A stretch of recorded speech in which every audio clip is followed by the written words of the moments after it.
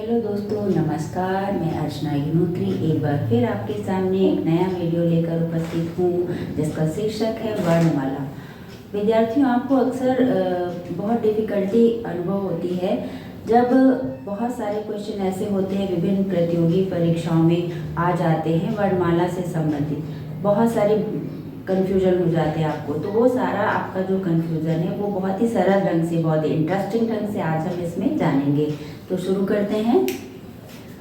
हिंदी वर्णमाला के अंतर्गत जो मुख्य रूप से हमारा टॉपिक है, शीर्षक है, वो है वर्णमाला। ठीक है, वर्णमाला हम पहले जानेंगे कि वर्णमाला हम कहते किसे हैं।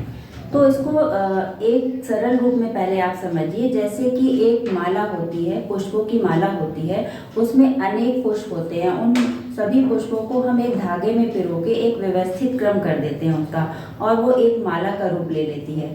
उसी तरह से वर्णमाला एक निर्धारित की गई है वर्णों के लिए। तो इसमें वर्णों का एक व्यवस्थित क्रम होता है, यानी जो वर्ण होते हैं, स्वर और व्यंजन, वो एक व्यवस्थित क्रम में वर्णमाला के अंतर्गत रखे जाते हैं। इसीलिए वर्णों के व्यवस्थित क्रम को ही हम वर्णमाला कहते हैं। दूसरी चीज जो सबसे बड़ी आती है वो ये है कि भाषा की सबसे छोटी इकाई, तो भाषा की सबसे छोटी इकाई क्या है? वर्ण है। वर्ण को हम ध्वनि भी कहते हैं, क्योंकि हम कोई भी वर्ण उच्चारित करते हैं तो हम अपने मुंह से उच्चारित करते हैं तो एक ध्वनि निकलती है, तो ध्वनि को ही हम वर्ण भी कह सकते हैं। इसके अतिरिक्त वर्ण को हम अक्षर भी कह सकते हैं। तो वर्ण को ध्वनि और अक्षर भी कहा जा सकता है। क्वेश्चन पूछे जा सकते हैं कि वर्ण को और हम क्या क्या कह सकते हैं। तो अगर आपके माइंड में ये चीज़ पहले से क्लियर है तो आप उसमें कोई भी तरह की परेशानी को अनुभव नहीं करेंगे। दूसरी चीज़ ये है भाषा की जो सार्थक इकाई है। अब जो हमारे वर्ण है वो व्यवस्थित क्रम में वर्णमाला के अंतर्गत रहते हैं। हम इन वर्णों से हम क्या बनाते हैं? शब्द बनाते हैं। तो भाषा की जो सार्थक इकाई है वो क्या कहलाएगी? शब्द कहलाएगी। कई सार्थक वर्णों के साथ जब हम मिलते हैं तो एक सार्थक शब्द बन जाता है। सबसे छोटी जो लिखित इकाई है, जो लिखित रूप है, वो क्या कहलाएगा? वर्ण। और सबसे छोटी जो मौखिक इकाई होगी वो ध्वनि होगी। ध्वनि को मौखिक इसलिए कहा गया है क्योंकि ध्वनि को हम उच्चारित करते हैं जब वर्ण, तो एक ध्वनि निकलती है, तो वो भाषा का क्या हो जाता है? मौखिक रूप हो जाता है। और ये जो इकाई है सार्थक वर्णों की, वर्ण की इकाई है जो सबसे छोटी, वो लिखित रूप हो जाता है। तो इस तरह से लिखित और मौखिक इकाई के रूप में हम इसको समझ सकते हैं कि सबसे छोटी लिखित इकाई वर्ण है और सबसे छोटी मौखिक इकाई क्या है? ध्वनि है। ठीक है, तो वर्ण क्या होते हैं ये आपने जान लिया। वर्णमाला किसे कहते हैं ये आपने जान लिया कि वर्णों का व्यवस्थित क्रम ही वर्णमाला कहलाता है। अब आते हैं वर्णों के भेद पर। तो वर्ण के भेद मुख्य रूप से कितने हैं? दो हैं, स्वर और व्यंजन। स्वर जो है वो क्या है? स्वर किसे कहते हैं? जिसके कोई टुकड़े नहीं किए जा सकते, जो अपने आप में स्वतंत्र होते हैं। ये जो मुख्य रूप से हमारे स्वर हैं वो छोटा आ, बड़ा आ, छोटी ई, बड़ी ई, छोटा ऊ, बड़ा ऊ, ए, ऐ, ओ, औ और री।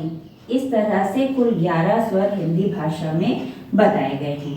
अब आता है व्यंजन क्या होते हैं। तो व्यंजन क्या है? जो स्वरों की सहायता से बोले जाते हैं, जिनके उच्चारण में हमें स्वरों की सहायता लेनी पड़ती है, उसे हम कहते हैं व्यंजन।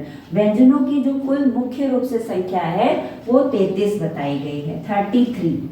ठीक है, ये व्यंजन। अब इसमें ज्यादा ना जाकर हम स्वरों पर ही रहते हैं, इसको हम अन्य दूसरे वीडियो में आपको व्यंजन के विषय में बहुत विस्तृत जानकारी लेकर आएंगे।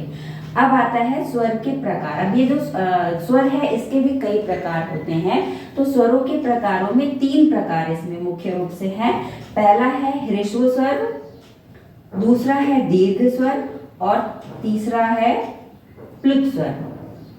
तो जो स्वर है ह्रस्व स्वर का मतलब जिसके उच्चारण में हमें कम समय लगे, जिन वर्णों के उच्चारण में हमें कम समय लगे वो ह्रस्व स्वर के अंतर्गत आएंगे। इसे हम दूसरे शब्दों में कहें तो हम कह सकते हैं एक मात्रिक शब्द, यानी कि जिसमें एक मात्रा का प्रयोग हो, और इन्हें हम मूल स्वर भी कह सकते हैं। ठीक है, फिर आता है दीर्घ स्वर। दीर्घ स्वर से क्या मतलब है, जिन वर्णों के उच्चारण में हमें अधिक समय देना पड़े उन्हें हम दीर्घ स्वर कहेंगे। इन्हें हम द्विमात्रिक शब्द भी कह सकते हैं। जैसे कि आप देखिए यहाँ पे आया है बड़ा आ, बड़ी ई, बड़ा उ, ए, ओ, औ।